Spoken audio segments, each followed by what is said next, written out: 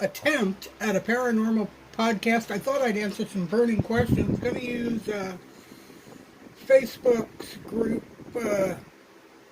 Haunted Paranormal Unexplained and see if we can answer some of these questions that many people have all the time, continuously. The first one is, what's the best app on your phone, or are they all fake? Just curious. Well, just curious, I'll tell you what, whether it's a spirit box, a Ouija board, crystals, whatever you might use, smoke signals, scrying or calling out is scrying or calling out. And, so anytime you're calling out to a spirit, you're becoming a beacon into a thin spot in the veil, or, as they say, opening a portal. Anytime you open a portal, you better make sure you close it by saying goodbye before you leave. Don't leave the entities, don't leave your light shining in that window for others to come through looking for you, even if you're not in that particular spot no more. That's called leaving the portal open. And yes, that's correct. A portal is a thin spot in the veil. They exist everywhere. They're natural.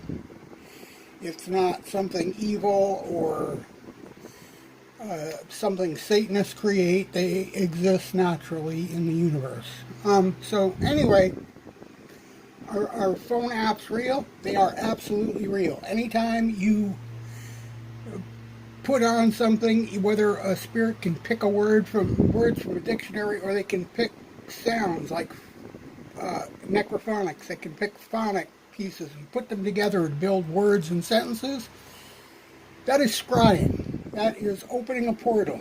That is speaking to the other side of the veil. Not necessarily human, not necessarily past life, but alien. There's more alien life forms out there. There's an infinite number of spirits, and the better part of them have never been human or linked to this world whatsoever.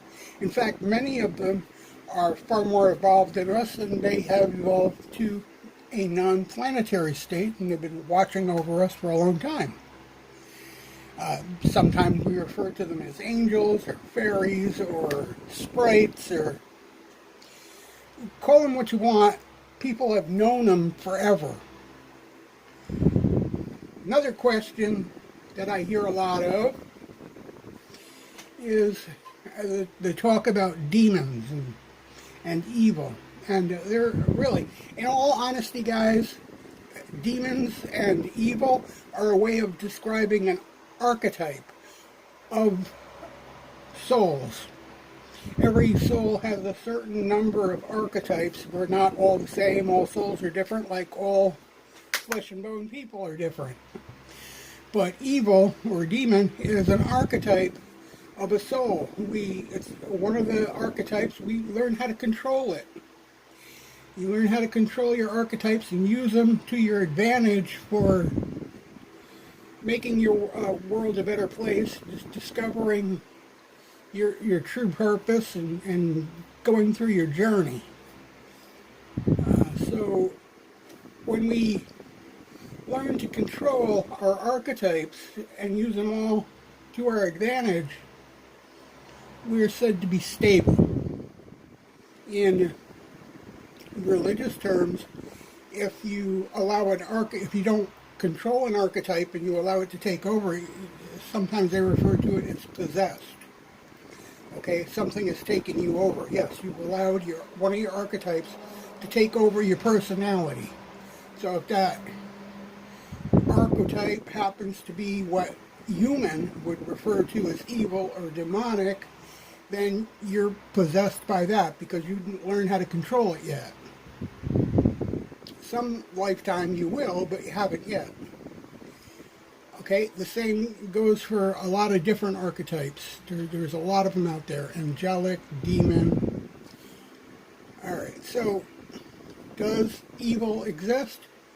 As an archetype, we all, well, the better percentage of us have the archetype of evil because it's part of It helps us survive. It gives us the survival instinct in some ways. Some people see killing and so on as bad and evil, but if it helps one survive, somewhere along the path of a lifetime, then it's done its part. They learned how to control it. It wasn't necessarily evil because you shot the deer or the rabbit. You ate it, you survived. Survival is the key to everything about life, for that matter, on our journey as humans, our physical journey. But we're all also spirits. Our bodies just allow us to experience this world with sight, sound, touch, and taste in a way that we can understand.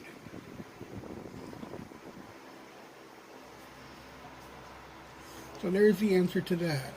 Evil and demon is another way of saying an archetype. It's a side of a spirit or a mind, which is the same thing. Mind, spirit, soul. They are all the same thing, no matter how you put it. I mean, yes, religion has pressed spirit and soul, and they've muddied it and dirtied it, and I hate to use it. Does reincarnation exist? Yeah, reincarnation exists. I like to call it relocalization. Heard that phrase used by many others, and it describes it much better than how we've been describing it. That's for sure. See, a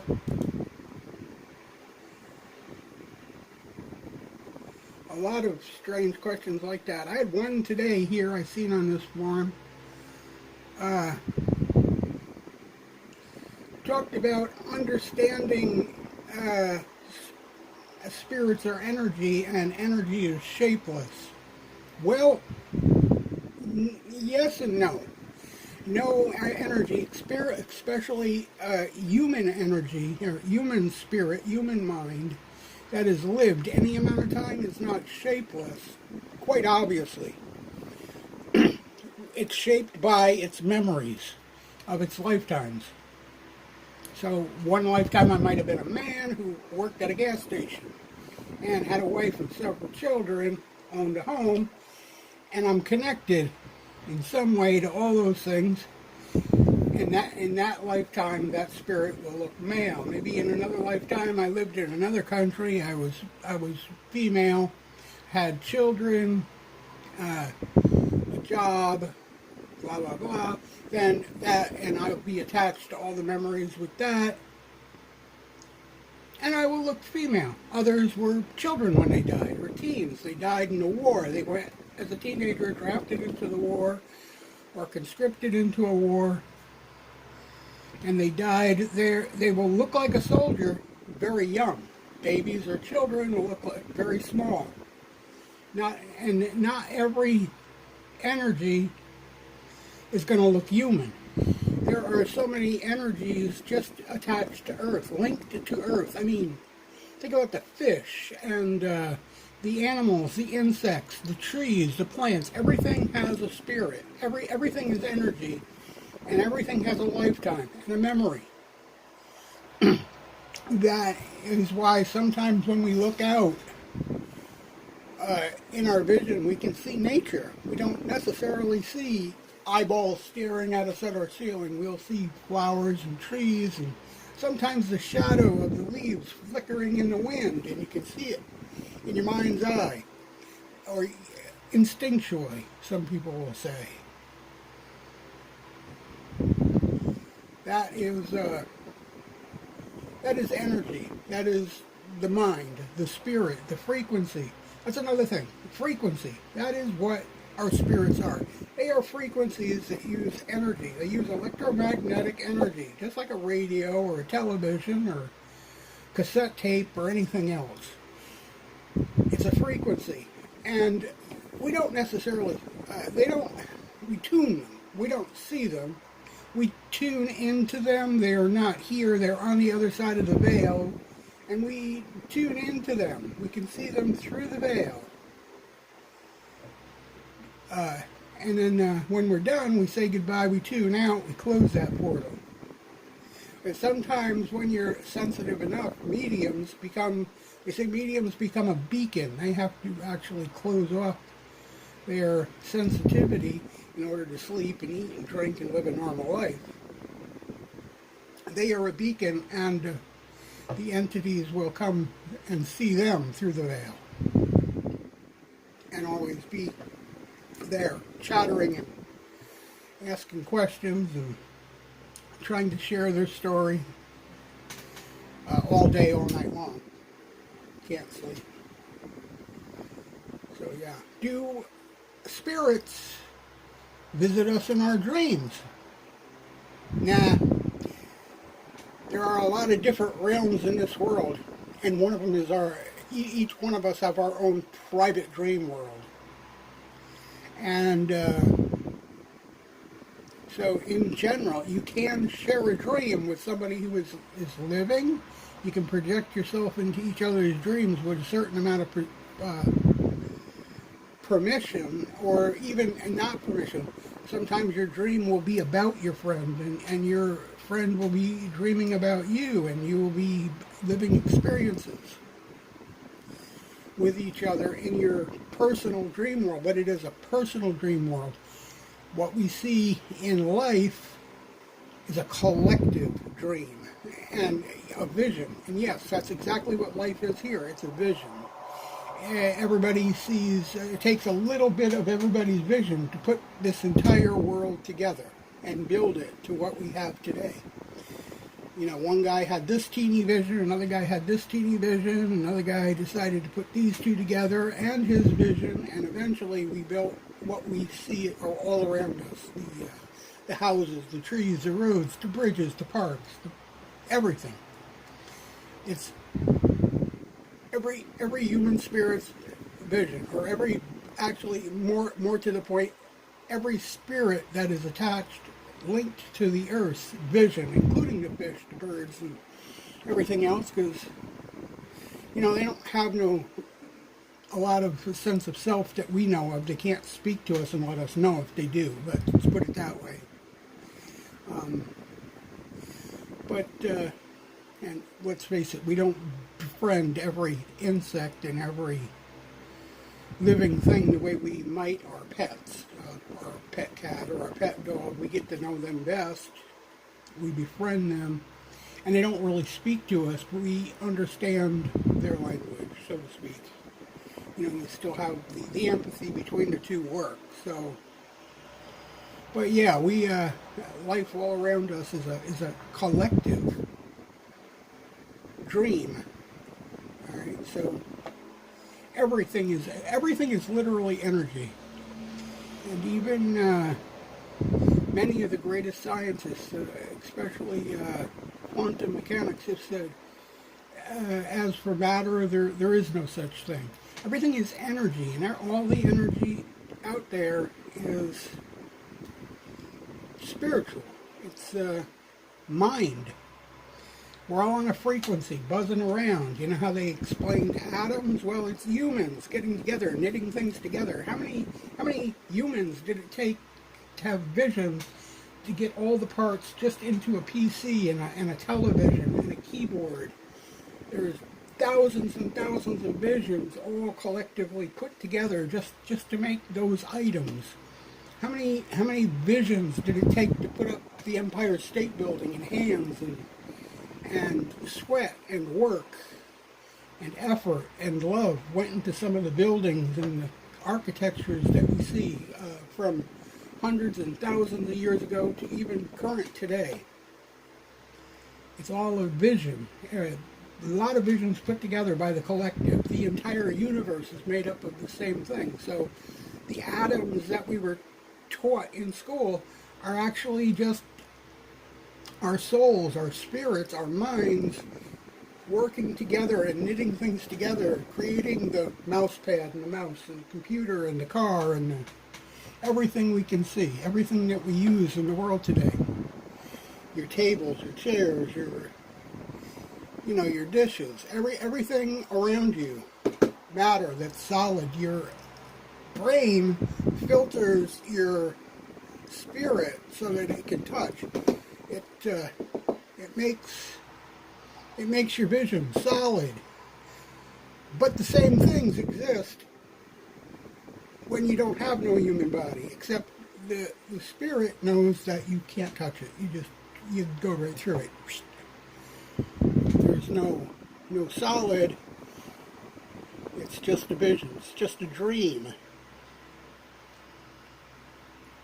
so to speak. Some people might call it halogenic or whatever. Yeah, so there's that. Oh, somebody said they were into witchcraft and they feel something's following them. They're careful. How is it possible? I say if you're into witchcraft, you know, if you're opening a portal, if you're scrying, if you're calling out, you close it. If you close it, then generally nothing outside this side of the veil will be a problem to you.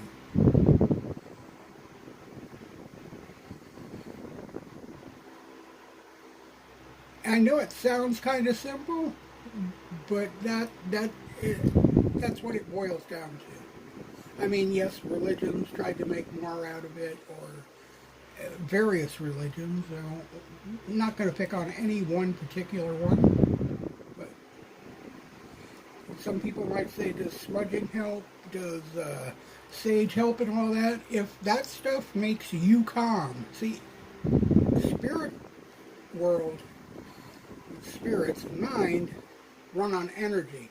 And there's a lot of energy in fear, and there's a lot of energy in anxiety, a lot, and it's endless, kind of like the sun. It's endless energy in motion for a spirit to feed on. So if you've got anxiety issues, if you're afraid, you're feeding the thin spots in the veil that you might have left open along the way in your life, not even realizing it.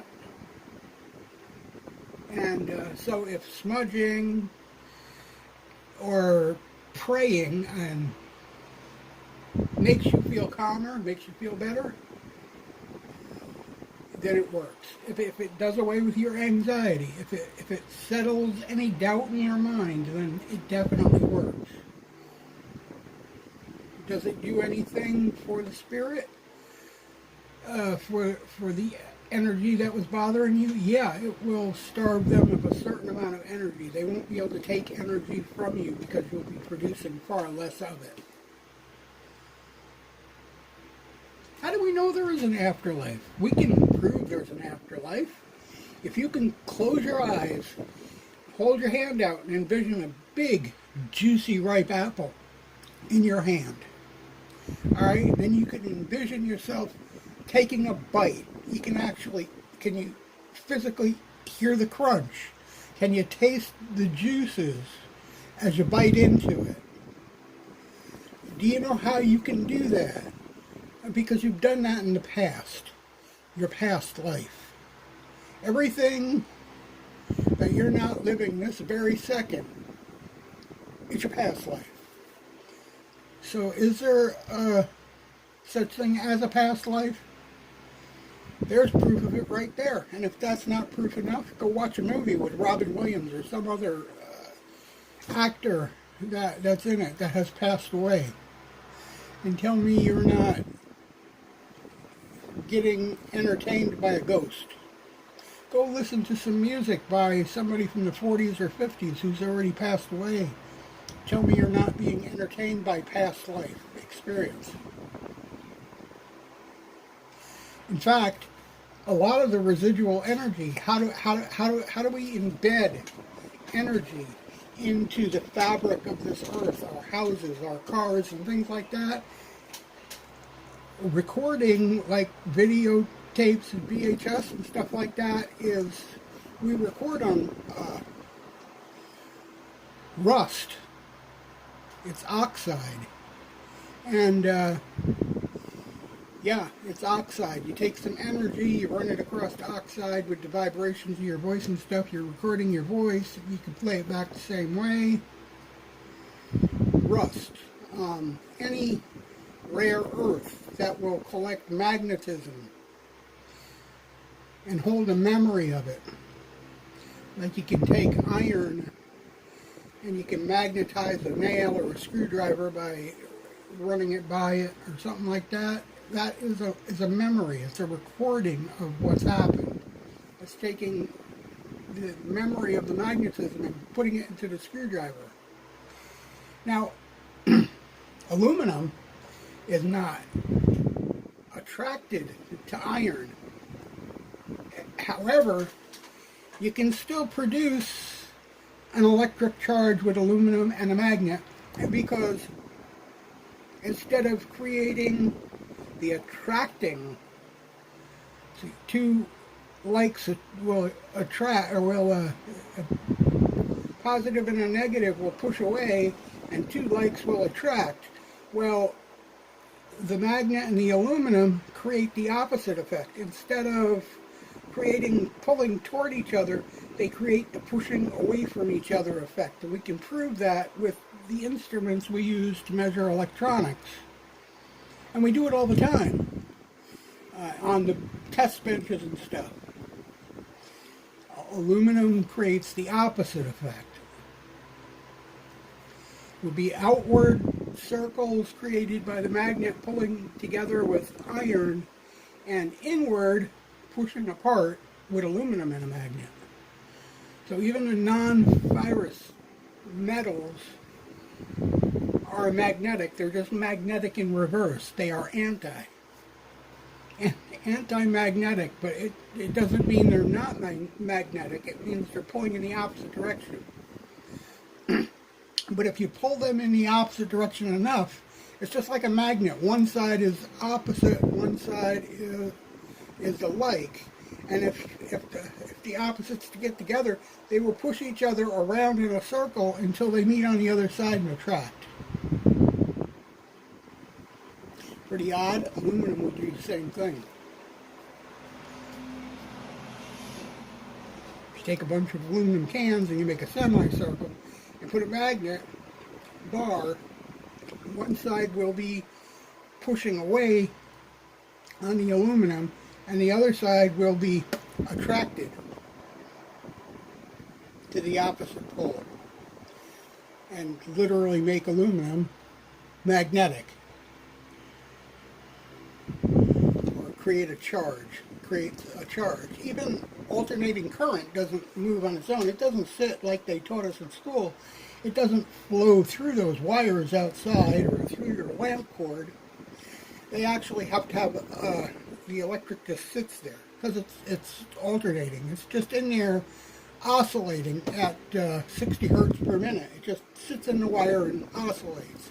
They have to have a transformer to create a negative, a DC charge, which is a negative charge to push the positive ones forward in the alternating current. That pushes it through the line into your home. That is why we need two lines, one in, one out, one negative, one positive. You always need a negative and a positive and a ground. Though it's not really ground, it could be two positives. You need to touch two sides to make a complete circle, because you need the negative or the ground charges coming in pushing the positive and creating the energy. Now, the positive charges will light the bulb, but the negative ones have to go somewhere, because it is alternating. Electric is alternating. So it goes out, it goes back out the other wire and makes a loop back into the system. It brings positives back in and negatives push it along and keep the light bulb lit more efficiently, because if it didn't, the light bulb would oscillate. It would, and most lights do. People just don't notice it. They flicker a little bit, and they flicker a lot less, because you got a complete because The positive electrons keep passing through, or the negative ones keep passing through and pushing the positive ones quicker. So it oscillates a lot faster. Your eyes can't see it. So that's how electromagnetics works on a larger scale in the electric in your home. Alternating current doesn't flow through a wire; it needs to be pushed, like a magnet. You need the opposite to come in and push it along. You need the negative to come push the positive through the wire. The more you put in, the more you get out. So that's the way it is. That's how that works. And all of paranormal world works basically the same. It's all about electromagnetics and frequency and oscillations. All of life is mathematical. All of it. Every bit of it. Is there a God? Well, there's not a one God. But if you take all the infinite souls or minds in the universe, like little bitty bubbles in water, and you put them all together. Right now, the spirits are all separate. We're all working our way back together. But if you take a sea of spirits and you put them all together, you've got all the spirits in the world, the many making up the one. Not the one making up the many, but the many making up the one. If our hands are not busy here, nothing's created. Every vision, every hand, every mind, every innovation, every nail that's ever been driven, every seed that's ever been planted has been done by life on this planet. Together, we are divine. We are the creators. And anybody who believes other than that has been fooled. You've been bamboozled. Okay? When we pray, even in the Bible, the Bible tried to take the word of Christ and the word of God literal. And it's not really meant to be literal. Even the Lord's Prayer, in the end, your main saying is Amen, or all men, all spirits. You're praying to all. Or you could make it simpler. You're praying to all, you're praying to self. You're praying to each other, or the spirit of each other. Not the physical body, not the physical brain, but the mind, the spirit, the soul. Anyway, that's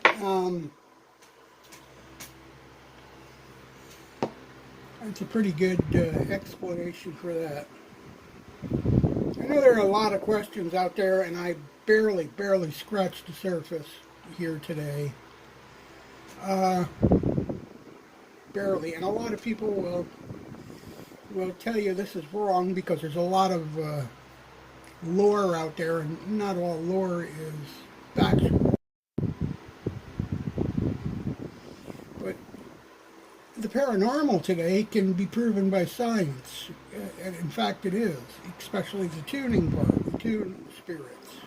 We tune in the paranormal world. We tune in aliens. We don't have to look, as the government now knows, and they've released documentation from the CIA and the military and all that. We don't have to look to the sky for spaceships, for Martians, because the aliens are all around us. They have evolved above non-planetary. When you look at what they're finding today with the telescopes, and they're saying, well, we see in this planet, it is definitely out there a ways, but it is the same as ours. It would be capable of sustaining life like ours, but there's nobody there. You know why they're not there? The bodies, the people, if you want to call them people, that had lived there have evolved beyond the need for the planet. It's a non-planetary existence. humans just are still on the journey trying to discover who they are. All right, but others have already figured it out. The angels have already figured it out. The sprites, and whatever other. There's a lot of them out there that mediums and man have seen for millennium. Different realities and life forms and non-planetary existence. It's not. They don't need an Earth or a moon or anything else, and they don't need to come in a spaceship because they're a frequency. They travel in the spectrum of energy, the spectrum of heat and light, at the speed of light. Our spirit goes from here to there in the blink of an eye. When we learn how to tune, we'll be able to travel from one end of what we perceive as a universe to the other in faster than the blink of an eye, because that's how energy and spirits move. You don't need a ship. You don't, you're already a frequency. You just go wherever you want. You shoot right through. If you're human, you'll be flying right through the atmosphere because your spirit moves fast enough to go out. You're moving faster than the speed of light. We already know the light can travel well outside the atmosphere. Through the atmosphere, we get the light here from the sun, and all the planets beyond that we can see are getting sun reflection from our sun, so we know that the sun can go through the atmosphere, and so can't souls and spirits. They are as fast as light, if not faster. They travel at the speed of any light, any color, outside, inside or outside the visual perception of man, at least his human eye. Anyway, we are going to end this for now. I hope you enjoyed it. It's our first attempt at a paranormal podcast. It's the best we can do here with what we got at the moment. And I want to thank our friends at Paranormal Unexplained group here. I used some of the questions here that people asked for answers for. Maybe we'll see one or two of them. Oh, that's scary. Who actually have discovered my channel or my podcast here, or they will in the near future, perhaps. For now, we'll see you later. Have a good afternoon. Bye-bye.